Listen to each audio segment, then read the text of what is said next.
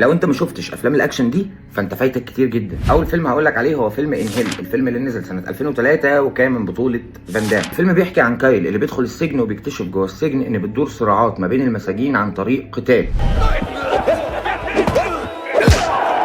والقتال ده يا تكسب فيه يا تموت. يعني لو قررت ان انت تشترك في القتال ده فانت لازم يا تفوز يا اما هيبقى اخر يوم في حياتك. فبتبدا انت معاه من هنا رحلته في السجن عشان تعرف هو هيوصل لحد فين. تاني فيلم هقول لك عليه هو فيلم ديث ريس، الفيلم اللي نزل سنه 2008 ومن بطوله جيسون ستاثام. الفيلم بيحكي عن شاب بيدخل السجن وبيكتشف جوه السجن ان هو مضطر ان هو يشارك في سباق لازم يكسب فيه.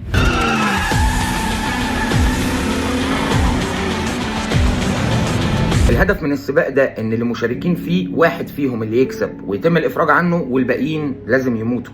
يعني مش مطلوب انك تطلع الاول، لا انت مطلوب انك تموته. ومن هنا نروح لاخر فيلم هقول لك عليه النهارده وهو فيلم ذا بي كيبر، جيسون ستاثام برضو. ايوه الفيلم بيحكي عن شخص بيحاول ينتقم لحاجه هتعرفها لما تتفرج.